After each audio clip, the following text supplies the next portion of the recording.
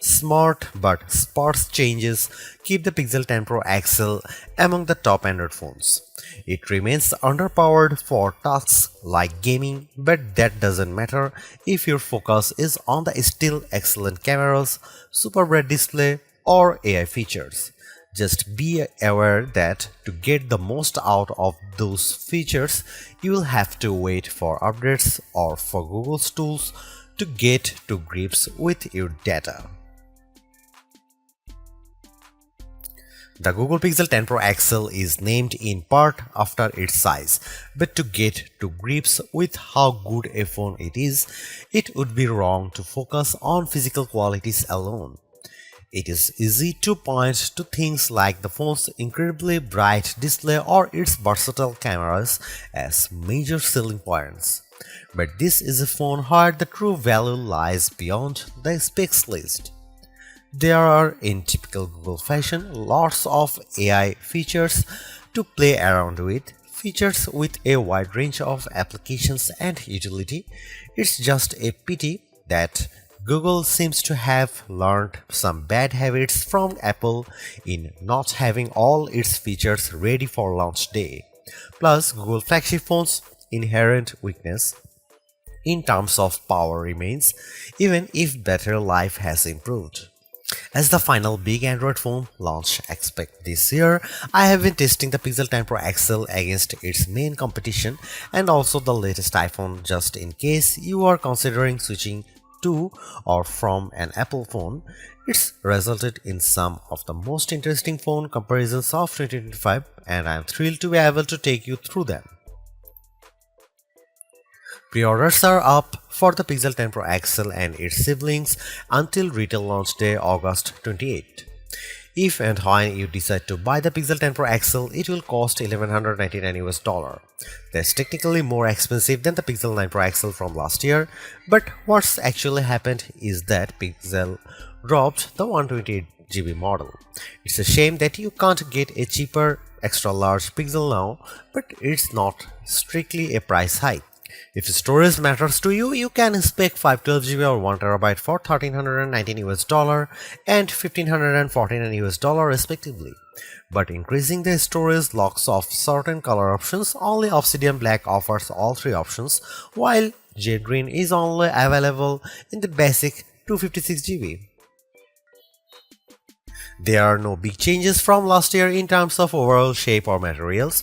Google is still using matte textured toughened glass on the back, Gorilla Glass Victus 2 on the front and shiny aluminum sides holding them together. There is still a reliable IP68 dust and water resistance rating too. There are alterations to be found if you look closer. Google made the phone's rear G logo metallic, slimmed and bezel around the rear camera bar, moved the SIM card tray to the top of the phone and added a second speaker opening to the bottom. But the only real difference is the overall width. The size change results in a larger display and a total weight that's about 5% heavier than the Pixel 9 Pro XL. That gives the Pixel 10 Pro XL the status of the heaviest of the main flagship phones on sale today, although only by a few fractions of an ounce. One of the changes that applies only in US Pixel 10s is the removal of physical SIM support. It's eSIM only for American customers, while the rest of the world can still plug in their nano SIM card. Your four color choices for the Pixel 10 Pro XL are Moonstone Blue Gray, Jade Green, Porcelain White or Obsidian Black. It's a reasonable amount of choice, but the Pixel 10 base model has the most eye-catching hues in the family. The 6.8-inch 120Hz refresh rate adaptive display on the Pixel 10 Pro XL is slightly larger than the Pixel 9 Pro XLs, but still a little smaller than the equivalent Samsung or Apple models. But the size difference is offset by the Super XOA screen's incredible brightness. Google Pixel 10 Pro XL can reach 2555 peak brightness, where Samsung Galaxy S25 Ultra can reach 1860. And iPhone 16 Pro Max can reach 1553. The results above show just how intense the screen brightness on the Pixel 10 Pro XL can be, even compared to last year's Pixel 9 Pro XL. The Galaxy S25 Ultra does have the advantage of an anti-glare layer in its display, which helps deal with strong single sources of light, but in generally bright environments, and you have an easier time looking at the Pixel's screen. Looking to the other results, we see the Pixel 10 Pro XL lags behind the S25 Ultra in terms of color gamut coverage and also color accuracy. In the default vivid color profile, the potential buyers needn't worry too much about that. The Pixel 10 Pro XL is still a great device for watching video or browsing photos on.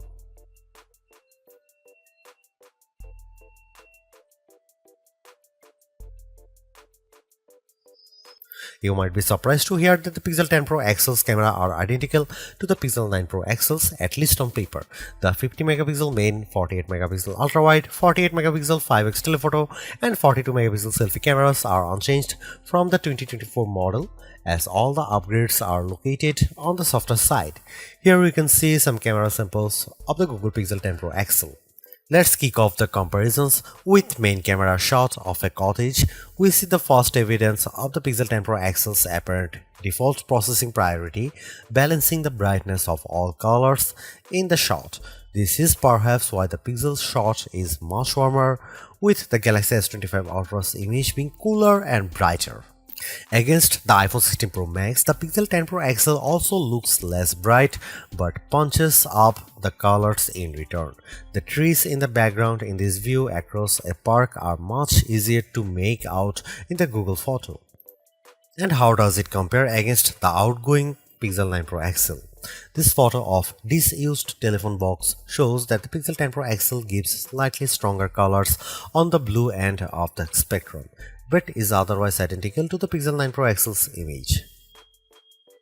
In the night mode, with our subject being mini bottle of Henderson's relish, we see the Pixel 10 Pro XL struggle to capture the light compared to the Galaxy S25 Ultra, but the Pixel does have less of a red color caused by the curtains in the room than the S25 Ultra, which could be an advantage in some cases.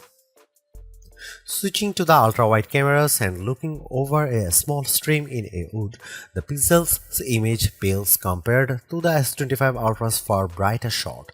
This is likely as a result of the Pixel's relatively small sensor not capturing as much light and the post-processing not being able to do enough to compensate. Macro mode also uses the ultra-wide sensor, comparing to the Pixel's effort against of the iPhone 16 Pro Max of a pink flower. The Pixel's shot is darker, again likely because of its small sensor, but the image still has good contrast as we can still make out the detail in the flower's center. The final rear camera on the Pixel we need to look at is the 5x telephoto camera, which I pointed at a breeze over a lake. The Pixel has tried to balance the mix of light and shade in the shot, resulting in an apparent lack of color compared to the S25 Ultra, while the Samsung's shot's richer color of the water is appealing. The breeze is blown out in return. The Pixel 10 Pro XL's telephoto camera offers up to 100x max magnification for the first time, except with the power of ProRes zoom. Images at the level are still legible, albeit potentially inaccurate, but let's start at a less extreme 50x. Zooming in on a milestone's curved lettering, it's already obvious that the Galaxy shot is noisier than the Pixel's, but based on my own observation, the Pixel has over-smoothed the stone, removing some of the texture in an effort to clean up the shot. At 100x, this effect is even more noticeable. A stone that's been sitting outdoors for who knows how long is unlikely to be as smooth as the Pixel's shot would have you believe. But in terms of legibility, while both photos still show the lettering clearly, the Pixel shows them in crisper detail. When exporting the images, the Pixel 10 Pro XL conveniently gives you both your original ProRes zoom shot and the processed version, along some interesting comparisons. For instance, we have here a church window about 1000 feet away from where I was standing as I took the photo. It's an impressively sharp shot, but the pixels processing system seemed to have read the stone bars between the glass as wood, adding a vertical grain effect. While the detail of the brickwork has been impressively recovered, it shows a big limitation of these generative detail enhancing tools. It shows you what's likely to be there rather than what truly is there. Google enhanced some of the camera's associated features, such as making base take active automatically with enough photos and offering 50 megapixel resolution for portrait modes. But the all-new feature, and the one I spent the most time with, was Camera Coach, the new photography teaching tool that's accessible right from the viewfinder. This is currently in preview, so hopefully it powers will multiply in the future, but right now it's more of an interactive forming tool. It will detect what you are pointing the camera at, offer some suggested compositions, and then give you tips on which camera lens to use, where to stand, and how to position the subject. If you can, it's a fun, personalized way to learn. But there are so many more tools in the Pixel 10 Pro XL's toolbox.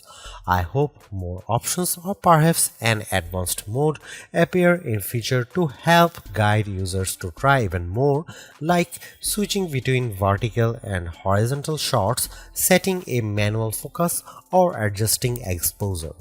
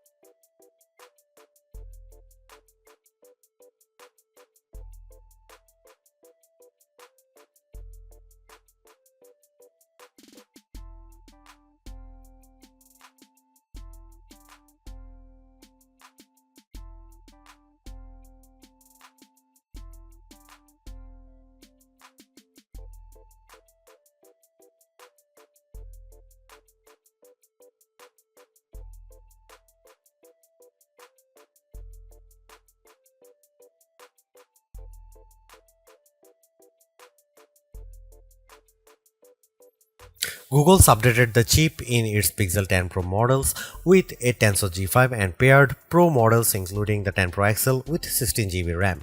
Considering that previous Tensor-powered Pixels have lagged behind in performance, we were curious to see how this update changes things. As the results demonstrate, the Pixel 10 Pro XL is noticeably improved over the Pixel 9 Pro XL, but is still underpowered when looking at the Snapdragon and A series chips that power the Galaxy S25 Ultra and iPhone 16 Pro Max. The Adobe Premiere Rush video test shows this specially.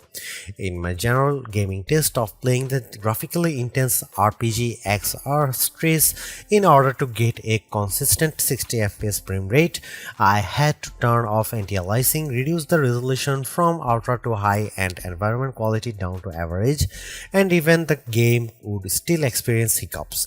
Android flagships with Snapdragon 8 Elite can easily handle this game at maximum settings. Now that the 128GB Pixel Pro XL model has been discontinued, the Pixel 10 Pro XL starts with 256 GB storage with the option to up that to 512 GB or 1 TB storage. This should be speedy storage to load and unload thanks to Google using the UFS 4.0 memory standard with 512 GB or 1 TB of storage on a US model. You also get zoned UFS, a feature that supposedly organizes data within your device's storage to improve its efficiency, speed, and the device's lifespan. We are not sure why this is limited to only a 2 out of 3 storage options and only to American customers, but it sounds like a bonus worth having. Google's made a few but effective upgrades to the Pixel 10 Pro XL. It's a masterclass in efficiency, changing and improving just enough to stay amongst the top of the pack in the most areas. The display's brightness is unmatched and the camera's ultrawide perhaps aside offer a balanced, natural look that I can see a lot of people liking. It's unfortunate that the Pixel 10 series is still the lowest powered of the flagship phones on sale today and lags behind its main rivals on battery efficiency. Hopefully, access to Google's latest AI tools makes up for that for anyone who decides to take the plunge, although perhaps give it a couple of months if this is your primary reason. Hopefully, by then the seemingly incomplete Magic Q and the preview version of the camera coach will have been made whole. The Galaxy S25 Ultra may still be a better pick for you if you want more power and power efficiency from your phone.